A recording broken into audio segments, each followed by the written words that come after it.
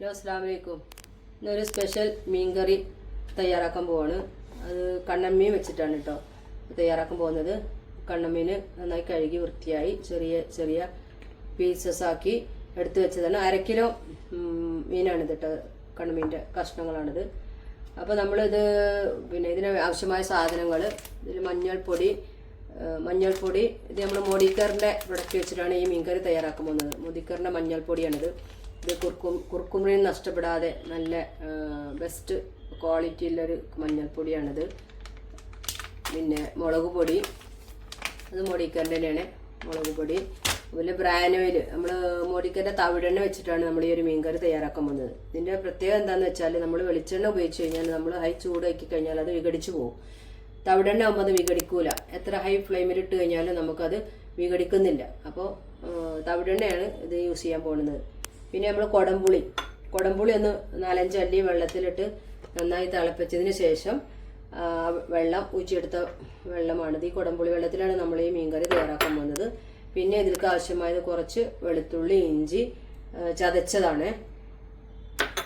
പിന്നെ നമ്മൾ കായപ്പൊടി യൂസ് ചെയ്യുന്നുണ്ട്. ഈ ഒരു മീൻ കറിയിൽ കായം യൂസ് ചെയ്യുന്നുണ്ട്. ഇത് മോഡിക്കറിൻ്റെ ഒരു കായമാണ്. നമ്മൾ ഒരു കൂട്ടൊന്നും ഇല്ലാത്ത നല്ല അടിപൊളി കായാണ്. ഈ പൗഡറാണ്, കായ പൗഡറാണ്. ഇത് യൂസ് ചെയ്യുന്നുണ്ട്. ഉലുവ, കടുക്, കറിവേപ്പില, ഇത്രയാണ് ഇതിൻ്റെ ആവശ്യമായ സാധനങ്ങൾ.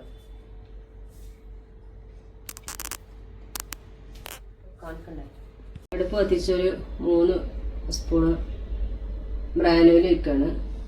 എല്ലാം കുറച്ച് അധികം വേണം കേട്ടോ. ഈ ഗ്രേവി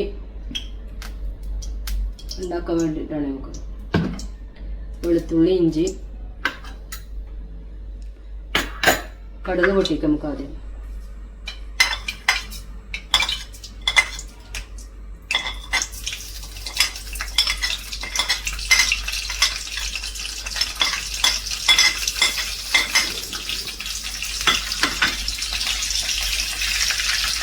ഗ്രേവി നമുക്ക് കുറച്ച് നാളിരിക്കും കേട്ടോ. ഈ വെളുത്തുള്ളി, ഇഞ്ചി പേസ്റ്റ്, മഞ്ഞളും മുളകും ഇത് കൂടെ ചേർത്തിട്ട് നന്നായി ഗ്രേവി തയ്യാറാക്കി നമുക്ക് കുറച്ച് ദിവസം വെച്ചാൽ നമുക്ക് വീണ്ടും മീൻ കറി ഉണ്ടാക്കുമ്പോൾ നമുക്ക് ഈ ഗ്രേവി എടുത്ത് യൂസ് ചെയ്യാം. കേട് വരില്ല, കുറേ ദിവസം ഇരിക്കും.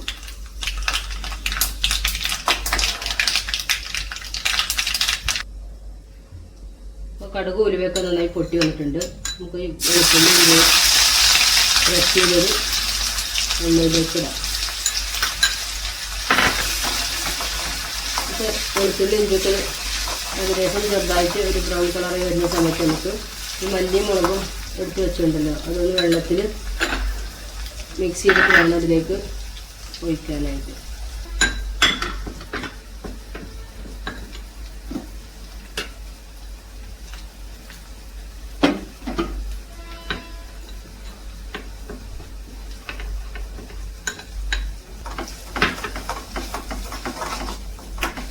മഞ്ഞളും മുളകും നന്നായി എണ്ണയിൽ കണ്ടിട്ടൊന്ന് അതിൻ്റെ പച്ചച്ചുവയ്ക്കൊന്ന് മാറുന്നത് വരെ വഴറ്റിയെടുക്കുക.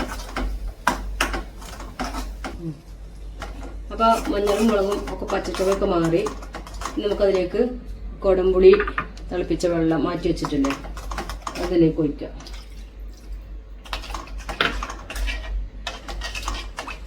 ഫ്ലെയിം ഒന്ന് കൂട്ടി വെക്കാം.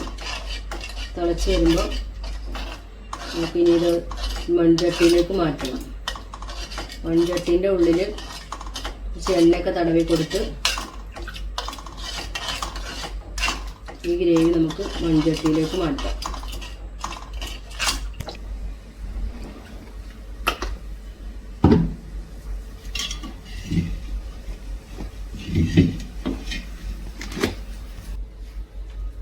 ഈ മൺചട്ടിയിൽ എണ്ണയൊക്കെ തടവി നമുക്കിതിൽ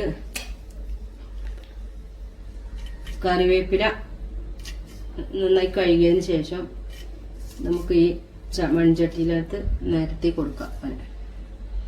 കറിവേപ്പില നമ്മൾ നാടൻ കറിവേപ്പിലാണല്ലോ, നമ്മുടെ വീട്ടിലുള്ളതാണേ. അപ്പോൾ അത് വെച്ച് കൊടുക്കാം. നമുക്ക് മീൻ കറിക്ക് ആവശ്യമായ ഉപ്പ് മിക്സ് ചെയ്യാം.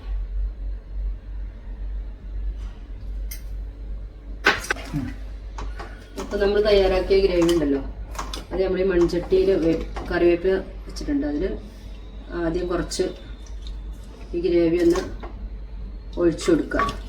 എന്നിട്ട് വേണം അതിൻ്റെ മുകളിൽ അതിൻ്റെ മുകളിലായിട്ട് നമുക്ക് മീൻ നിരത്തണം. മീൻ പീസസൊക്കെ കംപ്ലീറ്റ് ഇതിലേക്ക് ഇടുക. അതിന് ശേഷം വേണം അതിൻ്റെ മുകളിൽ നമുക്ക് ഗ്രേവി വീണ്ടും ഒഴിക്കാൻ.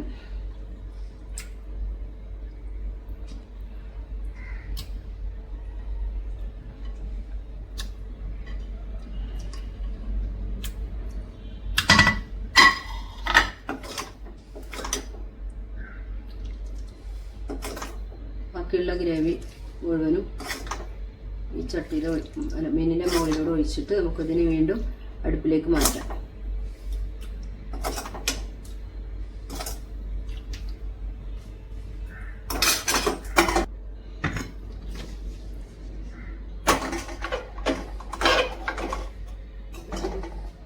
നമുക്കൊന്ന് മൂടി വെച്ച് വേവിക്കാം.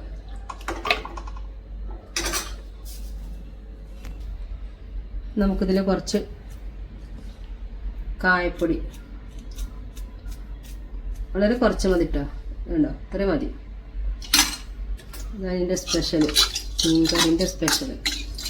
അത് നന്നായി മിക്സ് ചെയ്തിട്ട് കറിക്ക് ഒഴിക്കാം.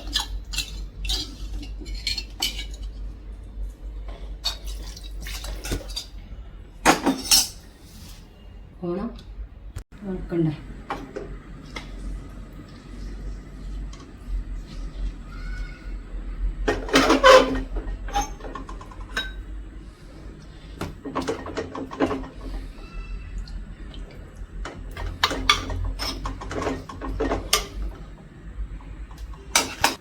അതിൻ്റെ ഉറപ്പെടുക്കട്ടെ. ഓക്കെ,